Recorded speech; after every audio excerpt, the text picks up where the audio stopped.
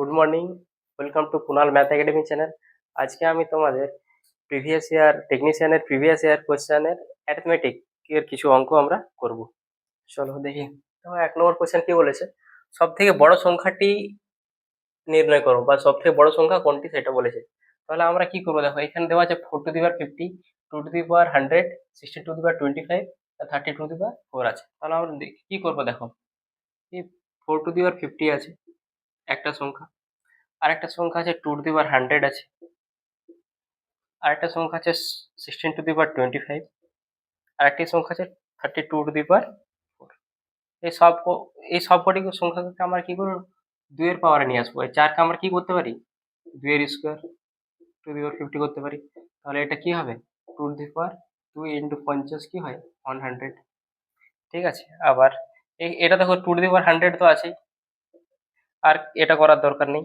এটা দেখো 16^25, তাহলে 16কে আমরা কি লিখতে 16কে লিখতে পারি, 2^4 লিখতে পারি আমরা, 2^25 2^100।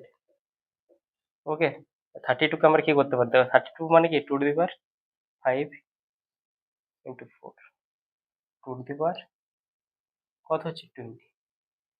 তাহলে এখানে দেখবে, এখানে আমাদের দেখো সবগুলো কি হচ্ছে, কোথায় 2^100, 2^100। এখানে দেখো একটা কোয়েশ্চেন মিস্টেক হয়েছে আমাদের, এটা আমাদের হবে, এটা কত হবে বলো তো, 34 হবে, 2^34, সরি, এখানে 2^34 হবে। ঠিক আছে, যদি 34 হয় তাহলে আমাদের কি হবে, 5×4 20, শূন্য হাতে 2, 5×3 15, 16 17, কত হবে 2^170। তাহলে আমাদের রাইট অ্যান্সার হবে আমাদের 32^34, 34 করে নেবে। ঠিক আছে, তাহলে আমাদের কারেক্ট অ্যান্সার হবে 4 নম্বর। নেক্সট আমরা 2 নম্বর কোয়েশ্চেন দেখবো। 2 নম্বর কোয়েশ্চেন দেখো কি বলেছে, তো 20% বার্ষিক সরল সুদে কোন আসল কত বছরে দ্বিগুণ হবে। ঠিক আছে, দ্বিগুণ, মনে করি আসল যদি পি হয়, আমাদের দ্বিগুণ হলে আমাদের কি হবে 2p।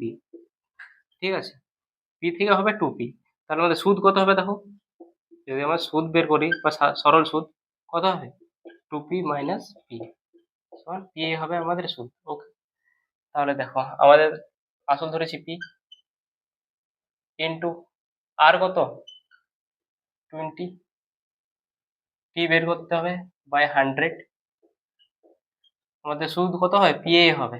ওকে, যেহেতু বলেছে কত বছরে আমাদের দ্বিগুণ হবে, যদি আমাদের আসল পি হয় তাহলে আমাদের সুদও কি হবে পি হবে। ঠিক আছে, তাহলে ক্যালকুলেশন করছে, দেখো এখানে পি পি ক্যান্সেল হয়ে যাবে, 1, 20×5 100, তাহলে টি সমান কত আসছে 5। এই অঙ্কটা তুমি নিজে দেখে পরে করতে পারো। দেখো যেহেতু আমাদের এখানে কত আছে 20% আছে, বার্ষিক সরল সুদে কোনো আসল কত বছরে দ্বিগুণ হবে, যদি এরকম অঙ্ক থাকে তাহলে আমরা কি করব, আমরা তো কি জানি, আসল ধরে নেবো তখন 100। ঠিক আছে, 100% আসল যদি হয় তাহলে কত বছরে আমাদের 20% যদি বার্ষিক হারে যদি সরল সুদ হয়, তাহলে কত বছরে আমাদের 100% হবে, 5 বছরে। ঠিক আছে, তুমি এভাবেও করতে পারো এই অঙ্কটা। নেক্সট আমরা 3 নম্বর কোয়েশ্চেন দেখব। 3 নম্বর কোয়েশ্চেন দেখো, যদি বলেছে আমাদের, কোয়েশ্চেনে ঢুকে নিচ্ছি, 40:35, এটা হচ্ছে সমানুপাতিক চিহ্ন। ঠিক আছে, 35 অনুপাত কি, এটা দেওয়া আছে, এটার অর্থ কি দেখো, এটার মানে 40/35, আর এই চিহ্নটার জায়গায় আমরা কি নেবো, সমান চিহ্ন দেবো, 35/k, কে এর মান কত হবে দেখো, তাহলে আমরা কি জানি, ক্রস গুণ হবে, 40k সমান 35 × 35।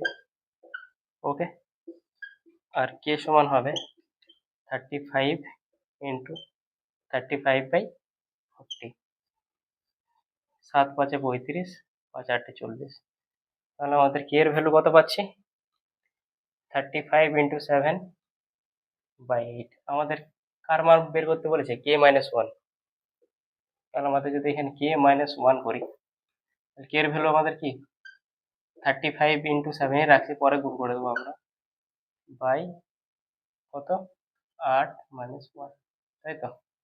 এখান থেকে লসাগু কত হবে, 8 হবে, আর এটা গুণ করে দিয়েছি, 7×5 = 35, এর 5 হাতে 3, 7×3 = 21, আর 3 = 24 - 8, তাহলে 245 থেকে 8 237 হবে, 237/8 আমাদের অ্যান্সার। আমাদের কত নম্বর, 2 নম্বর অপশন কারেক্ট অ্যান্সার। নেক্সট আমরা 4 নম্বর কোয়েশ্চেন দেখবো।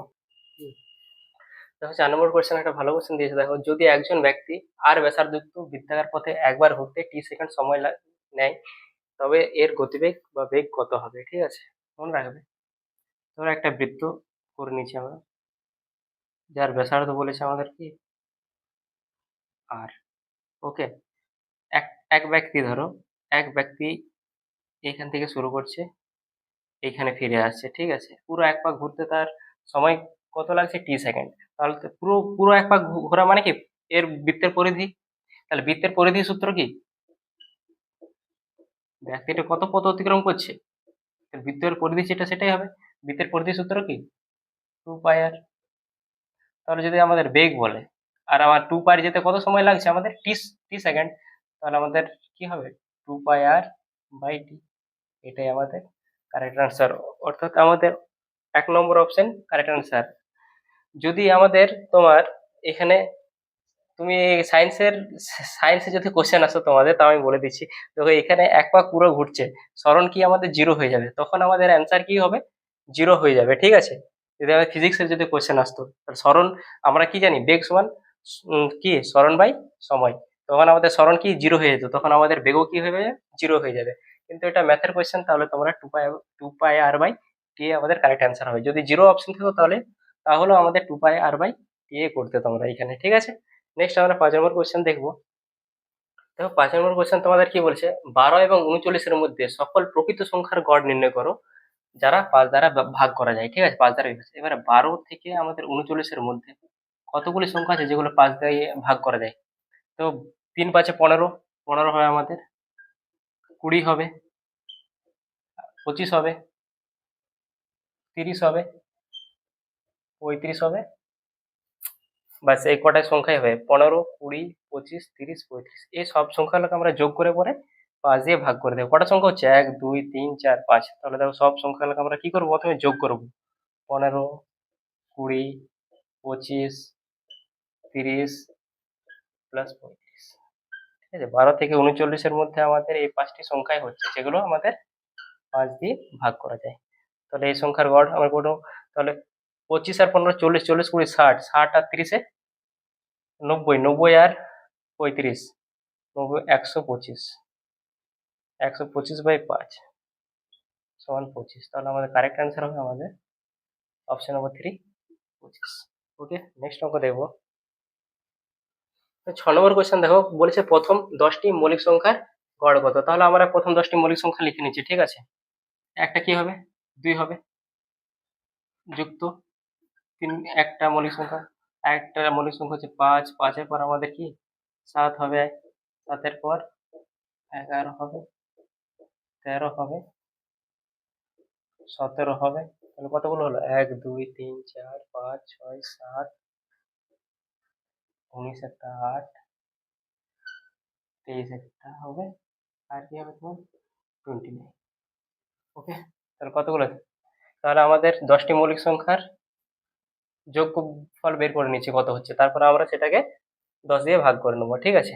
তাহলে 2, 3, 5, 5, 10, 10, 17, 17 আর 11 কত হয়? 18, 18, 18, 18, 13 আর 17, 30, 18 আর 30-এ 48, 48 আর 19 আর 29-এ কত হয়? 19 আর 29-এ তোমার হয়ে যাবে 48, 48 আর 48 কত হয়? 96, 96, 96-কে 23 দিয়ে যোগ করা হয় 9, 119, 119 কে হবে? 1 মিনিট ওয়েট, ভুল গেল, দেখো 1 মিনিট। 2, 3, 5, 5, 5, 10, 17, 17 আর 11, 28, 28, 28 আর 13, 41, 41, 41 আর 17, এখানে ভুল হয়েছে। 41 আর 17 তো 58, 58 আর 48, 58, 23 আর 48 কত হবে? 8, 3, 11, 11, 8, 19, 9, হাতে 1, কত হয়? 5, 10 দিয়ে 12, সরি 129 হচ্ছে। তাহলে 129-কে যদি 10 দিয়ে ভাগ করলে কত হবে? 12.9। একে যদি 10 দিয়ে ভাগ করা হয় তাহলে কত হবে আমাদের? 12.9। তাহলে প্রথম 10টি মৌলিক সংখ্যার গড় কত হবে আমাদের? 12.9। নেক্সট আমরা 7 নম্বর কোয়েশ্চেন দেখবো। তো 7 নম্বর কোয়েশ্চেন কি দিয়েছে দেখো, ট্রেনের গতিবেগের অঙ্ক। যদি 90 কিলোমিটার/আওয়ার গতিতে চলা একটি ট্রেন 5 সেকেন্ডে একটি খুঁটি অতিক্রম করে, তবে ট্রেনটির দৈর্ঘ্য কত হবে? মনে রাখবে, একটি খুঁটিকে অতিক্রম করা মানে ট্রেনটি তার নিজের দৈর্ঘ্যে অতিক্রম করা, ঠিক আছে? তাহলে আমাদের ট্রেনটির দৈর্ঘ্য যদি আমরা ধরে নিই কত? এক্স মিটার, আর এখানে আমাদের দেওয়া আছে গতিবেগটা কি দেওয়া আছে, গতিবেগ কি দেওয়া আছে 90 kilometre per hour. Kilometre per hour এটাকে আমরা মিটার পার সেকেন্ড যদি করি তাহলে কি করতে হবে, 5-এর 18 দিয়ে গুণ করতে হবে, তাহলে এটা চলে আসে মিটার পার সেকেন্ড। 5-8-90, তাহলে 25 মিটার পার সেকেন্ড।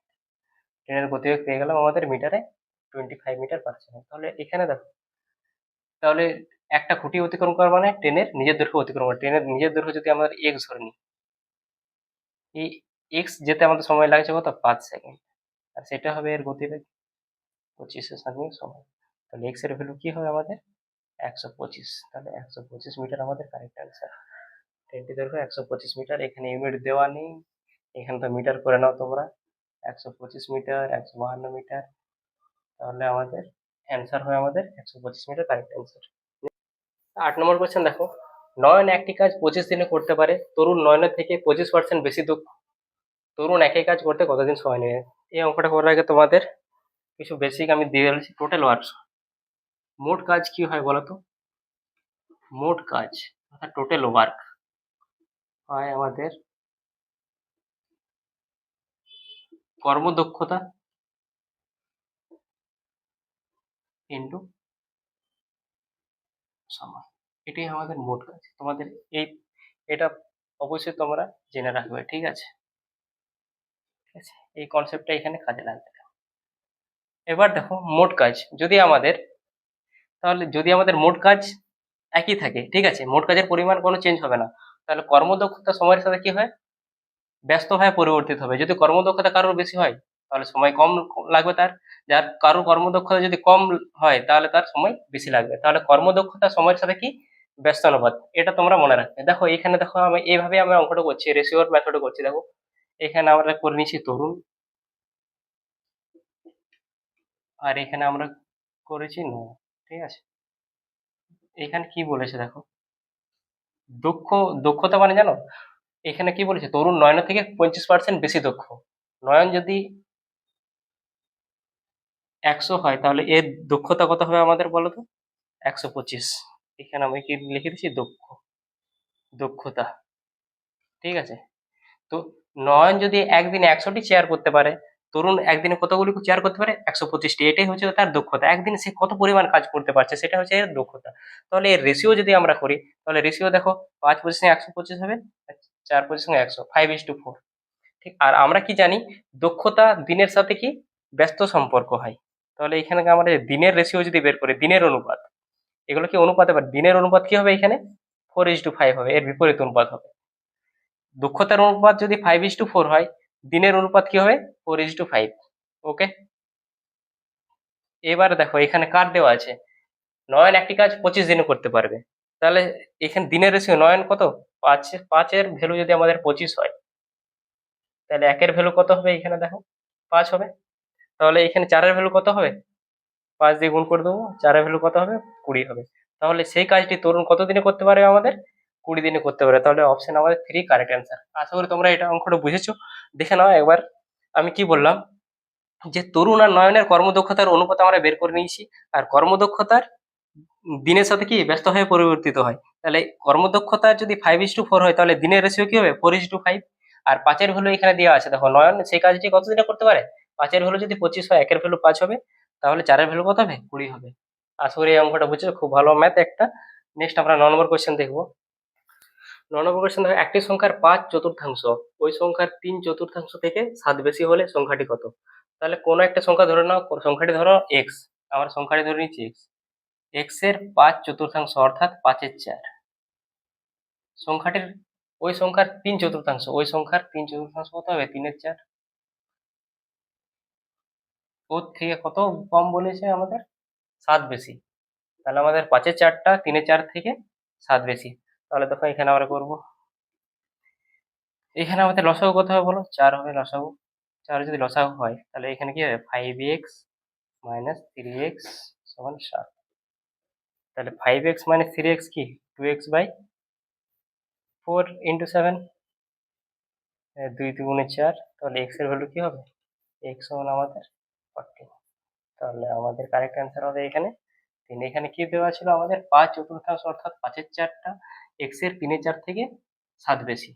ঠিক আছে, নেক্সট আমরা 10 নম্বর কোয়েশ্চেন দেখবো। দেখো 10 নম্বর কোয়েশ্চেন কি বলেছে, আমি কোয়েশ্চেন একটুকু নিচ্ছি। 0.512 বার।